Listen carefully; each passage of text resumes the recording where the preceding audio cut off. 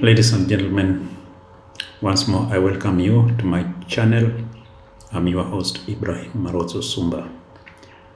Today I'll talk about my journey in secondary school after doing CPE exams at Ihonje Primary School, which is in my home area in 1978. Sorry. So after my CPE exams, I said earlier in my other video that secondary schools were scarce or due to unavailability of school fees. Mostly we had government schools, secondary schools, and private schools that mostly were owned by the Patels, the Indians in Kenya. So I happened to be one of those who joined an Indian school, and that is Nzoia River High School by then. These days the school is no longer there. I see being used, the compound being used by other traders for transport company. So I joined this Nzoia River High School in 1979 in Form 1.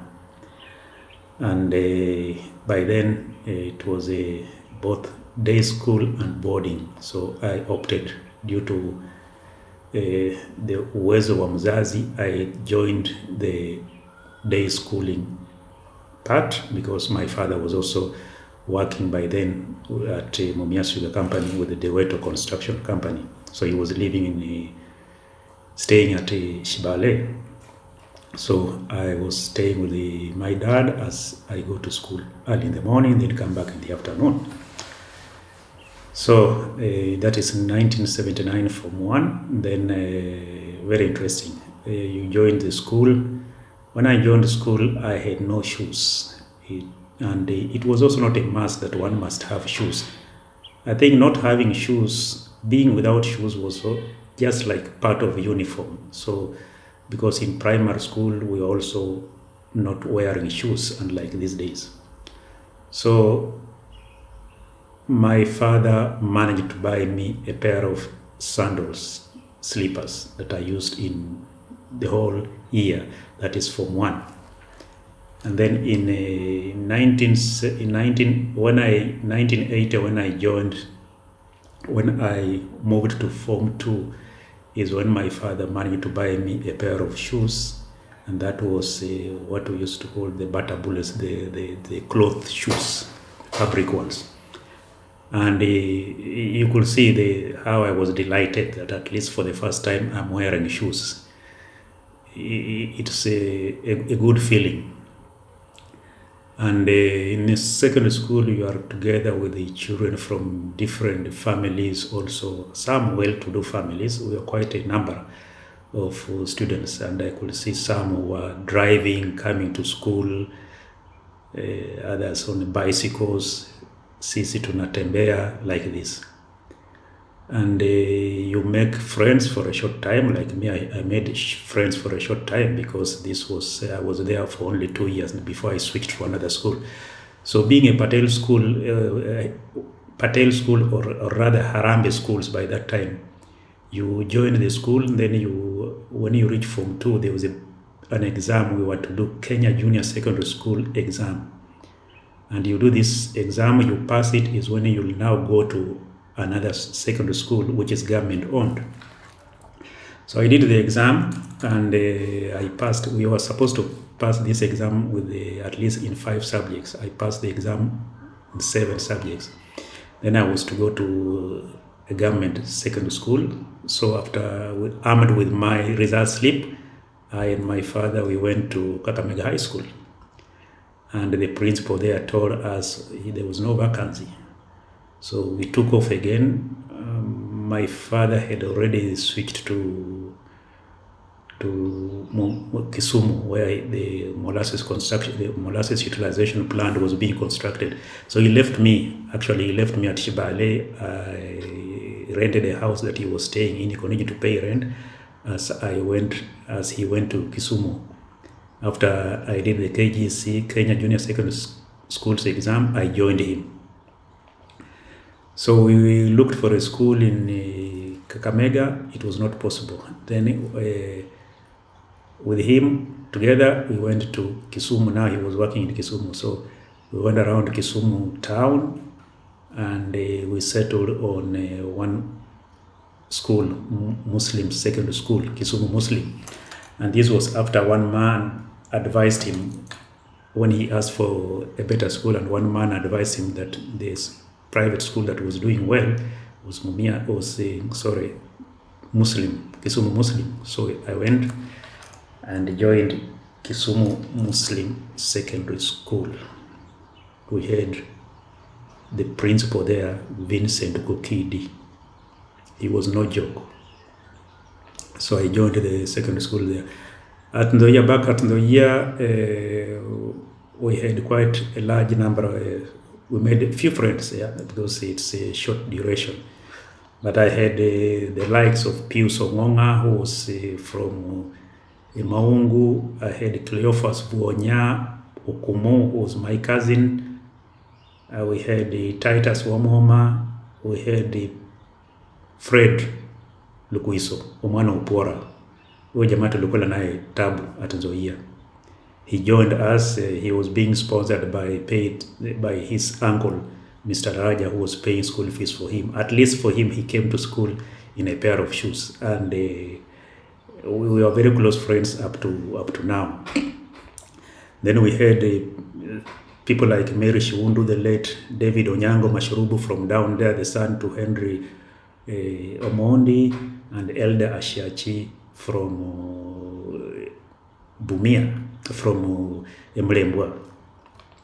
So in 1980, we did these Kenya Junior Secondary Schools. Then as I said, I had to switch schools now, and I went to Kisumu because I had again to join my father at Kisumu because of schooling and the school fees problem.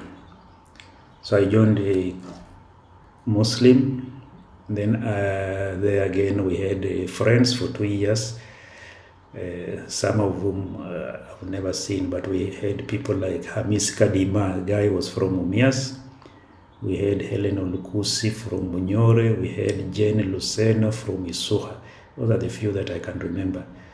And then from there, we did our Kenya Certificate of Secondary Education in Form 4, and we waited for the results. Then from there, people are parting ways, and again, you never meet some of these people, or you meet them.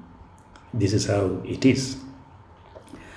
And life at Nzoia was very, very interesting and tough because I was left alone in the house. My father rented this house. I have to prepare food. So at times my mother would work from home to come and bring me some food, and I continue to prepare.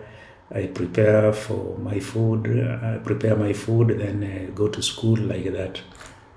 And then after that, I think in 1980,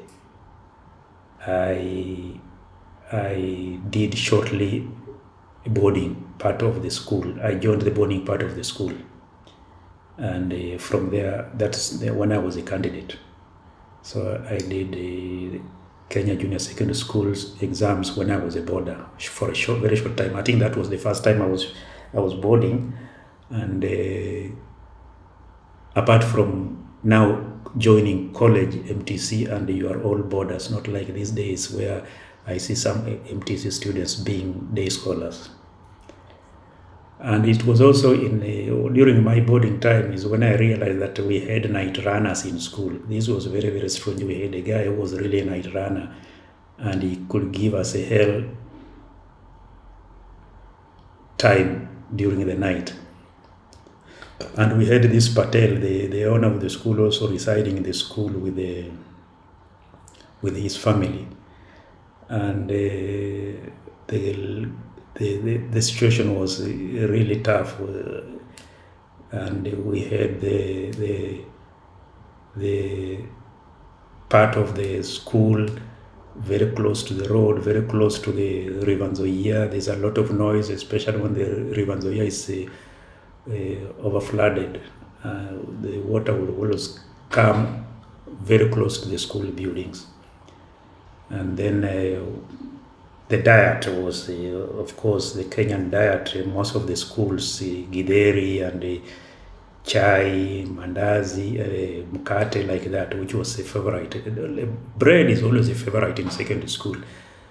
And not like the Bukusus will always bring kamaharangi, and we others will bring other foods when we are coming from holiday. And this is especially corn, peanuts, like this.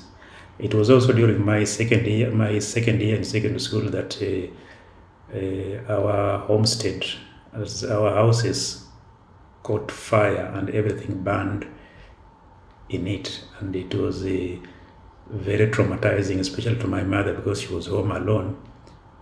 Fortunately, she was not injured, and but we lost everything, and we had a few relatives come around and donate, and we built a small hut that we started off again